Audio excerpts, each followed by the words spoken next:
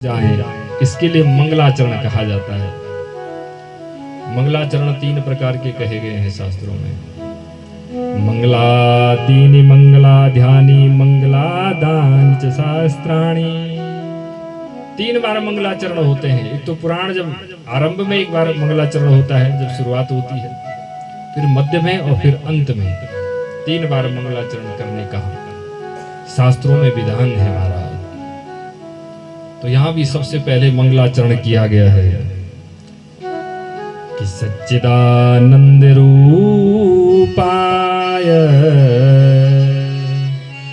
विश्वोत्पत्त्यादि Hathaway तापत्रय विनाशाय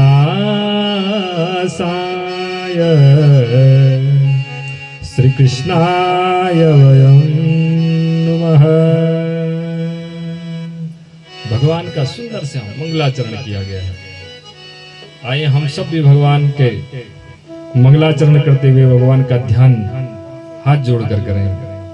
सच्चिदानंद रूपाय विश्वोत्पत्त्यादि Hathaway तापत्रय विनाशाय श्री कृष्णाय वयं नुमः। भगवान के लिए वयं नुमः। देखिए, नुमः एक नु धातु संस्कृत में महाराज उत्तम पुरुष में बहुवचन में नुमः हो जाता है। हम सब आपको प्रणाम कर रहे हैं। किसको? आपका स्वरूप कैसा है भगवान? देखिए, ये जो श्लोक मैंने कहा, ये अनुष्टुप छंद का श्लोक है। और एक रहस्य की बात बताऊं आपको, तो ये श्लोक श्रीमद् भागवत महापुराण का नहीं है तो प्रारंभ में लिखा है, लेकिन ये आधा श्लोक जो है स्कंद पुराण से है और आधा श्लोक गोपाल तापनी उपनिषद है, वहां से लिया गया। लेकिन श्लोक बड़ा सुंदर है। सच्चिदानंद रूपाय, भगवान का स्वरूप का निरूपण कर रहा है। भगवान का स्वरूप कैसा है? सत धन चित धन आनंद। भगवान का स्वरूप सबसे पहले कहा सत, फिर कहा चित। सत और चित के बीच देखिए, एक व्याकरण में एक सूत्र है, स्तो सुचना सुचु। इस सूत्र से जब सत और चित मिल गए तो का हो जाता है चौ और बन गया सच्चित। सच्चित बन गया। धन आनंद। अब यहाँ जो तो हलंत है, आनंद के साथ जब ये मिला तो एक और सूत्र यहाँ लग गया, जलाम जसवंते, और तो का फिर से हो गया दो और शब्द बन गया सच्चिदानंद रूपाय। भगवान का स्वरूप है सत्य। सबसे पहले सत्य क्या है? अविनाशी, कभी न बदलने वाला, जो कभी बदलता नहीं है, हमेशा एक जैसा रहता है। सृष्टि का मूल है सत्य। दूसरा स्वरूप भगवान का है चेतना। इस सृष्टि में जितने भी पदार्थ हैं, स्थावर और जंगम जो पदार्थ हैं, उनमें जो चेतना है ना, वही भगवान है।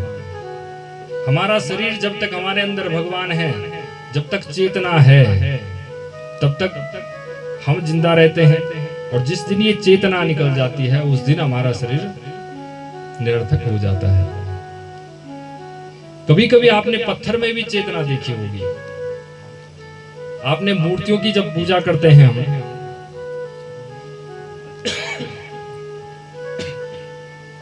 तो कभी कभी उन मूर्तियों में भी चेतना आ जाती है।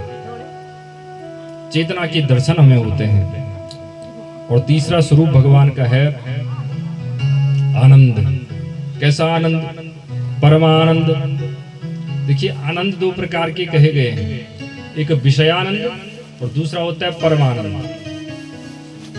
ये विषयानंद क्या है? देखिए, हमारे शरीर में एक फोड़ा होता है, खुजलाओ खुजलाओ मजा आता है, लेकिन जब वो फोड़ा फट जाता है तो फिर दर्द होता है।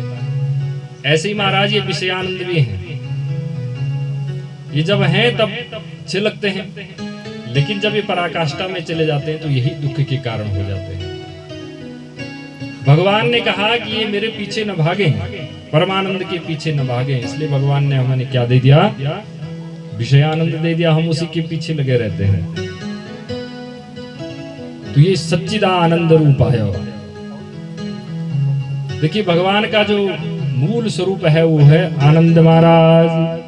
इसीलिए सुखदेव जी ने कहा कि नंदस्यात्मजा उत्पन्ना जाता ओलादो महामनः। अरे सुखदेव के घर में, अरे नंद के घर में बेटा नहीं पैदा हुआ है, साक्षात आनंद पैदा हुआ है। क्यों कहा?